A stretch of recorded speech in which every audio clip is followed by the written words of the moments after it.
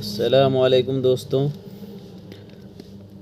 آج جو میں حدیث پڑھ رہا ہوں وہ سجدے کے احکام ہیں۔ حضرت ابو ہریرہ رضی اللہ عنہ سے روایت ہے کہ اللہ کے رسول صلی اللہ علیہ وسلم نے فرمایا، جب تم میں سے کوئی سجدہ کرے تو اونٹ کی طرح نہ بیٹھے بلکہ اپنے دونوں ہاتھ گھٹنوں سے پہلے رکھے۔ یہ ابو داؤد کی حدیث ہم نے ابھی آپ کو سنائی ہے۔ حدیث ضرور میں آپ کو بتا دیتا ہوں کہ کس کی کون سی حدیث ہے۔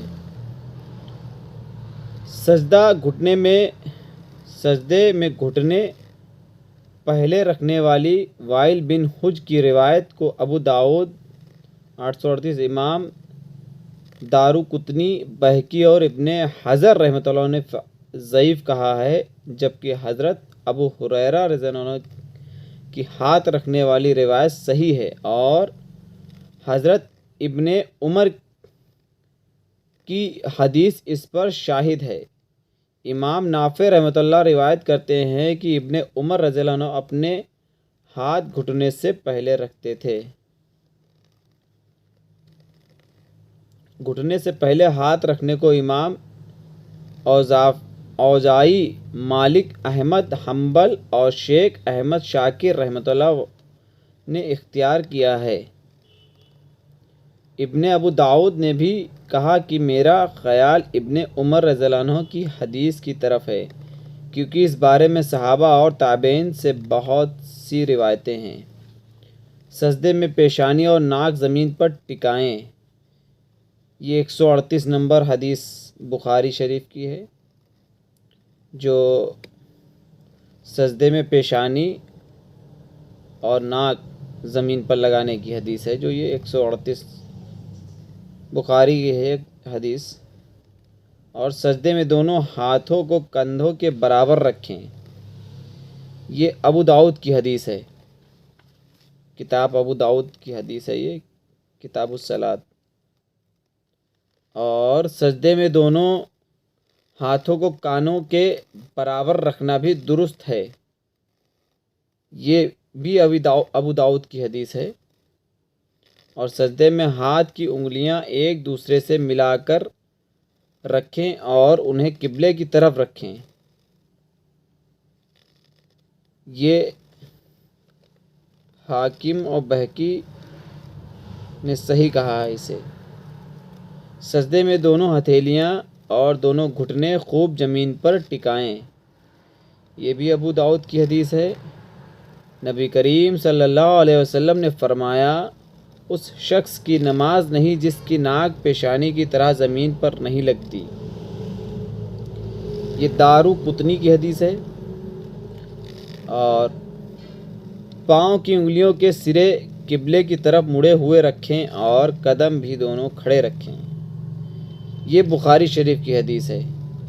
پاؤں کی انگلیوں کے سرے قبلے کی طرف مڑے ہوئے رکھیں اور قدم بھی دونوں کھڑے رکھیں، سجدے کی حالت کی بات ہے یہ بخاری شریف کی حدیث ہے۔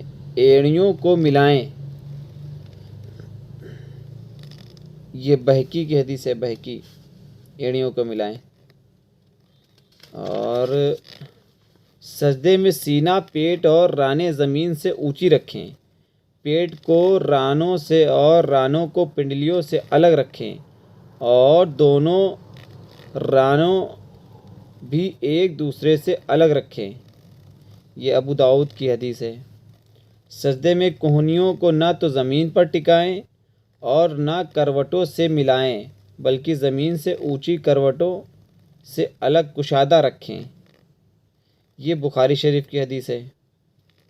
سجدے کی حالت میں نبی کریم صلی اللہ علیہ وسلم اپنی کلائیوں کو زمین پر نہیں لگاتے تھے بلکہ انہیں اٹھا کر رکھتے اور پہلوؤں سے دور رکھتے، یہاں تک کہ پچھلی جانب سے دونوں بغلوں کی سفیدی نظر آتی تھی، یہ بخاری شریف کی حدیث ہے، یہ جو بھی ہم نے آپ کو سنائی۔ نبی کریم صلی اللہ علیہ وسلم فرماتے ہیں، مجھے حکم دیا گیا کہ میں 7 ہڈیوں پر سجدہ کروں۔ پہلی پیشانی، پھر دونوں ہاتھ، پھر دونوں گھٹنے پھر دونوں قدموں کے پنجے، اور یہ کہ ہم نماز میں اپنے کپڑوں اور بالوں کو اکٹھا نہ کریں۔ یہ بھی بخاری شریف کی حدیث ہم نے آپ کو جو بھی بتائی ہے۔ ہر بھائی بہن کے لیے ضروری ہے کہ وہ سجدے میں ان 7 حصوں کو خوب اچھی طرح مکمل طور پر زمین پر ٹکا کر رکھے اور اطمینان سے سجدہ کرے۔ سجدہ جلد بازی میں نہیں کرنا چاہیے۔ ہم تو دیکھتے ہیں مسجد میں جب جاتے ہیں نماز پڑھنے کے لیے تو لوگ سجدہ، رکوع سب کچھ جلدی جلدی کرتے ہیں کہ جلدی سے پڑھ کے بس ہم جلدی سے یہاں سے نکل لیں۔ تو ایسا نہ کریے گا آپ لوگ، سجدہ آرام سے کریے، آرام سے پوری نماز ہی آپ کو پڑھنی ہے۔ کوئی بہت وقت نہیں لگتا، بہت زیادہ اگر آپ نماز پڑھ لیں تو 15 منٹ کا وقت لگے گا، اور یہ 15 منٹ جو ہیں آپ کے دنیا کے سارے منٹوں سے بہتر ہیں۔ یہ سمجھ لیجئے گا، آپ سارے کاموں سے بہتر 15 منٹ آپ کے گزرے ہیں، یوں سمجھ لیجئے گا کہ باقی جو پورا دن گزرا ہے ان پورے دن سے یہ 15 منٹ بہتر ہیں۔ تو اس لیے آپ لوگوں سے گزارش ہے کہ نماز کو جو پڑھیے اطمینان سے پڑھیے گا، جلد بازی بھی نہ پڑھیے گا۔ ابھی میں آپ کو ایک اور حدیث سنا رہا ہوں۔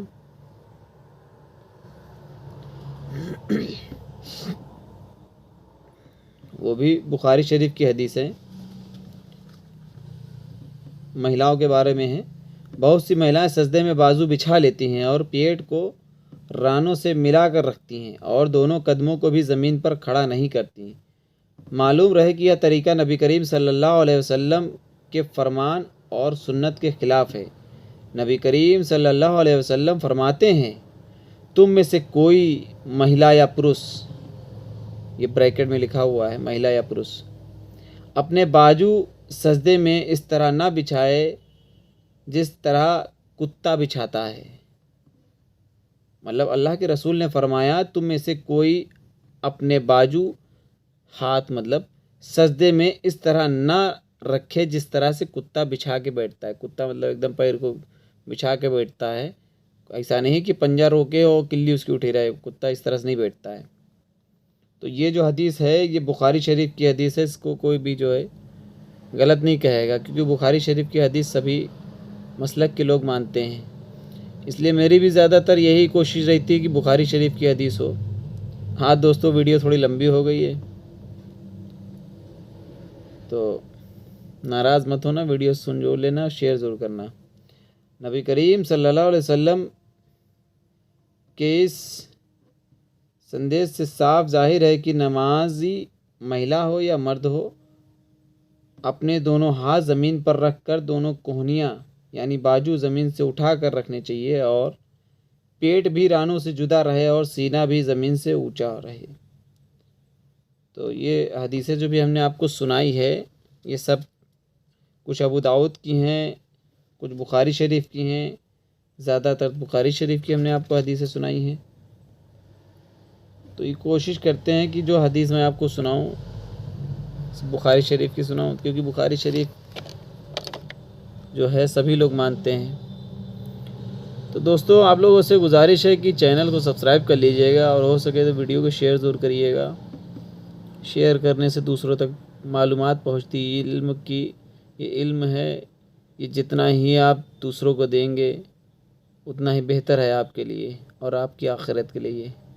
السلام علیکم دوستو، دعاؤں میں یاد رکھیے گا۔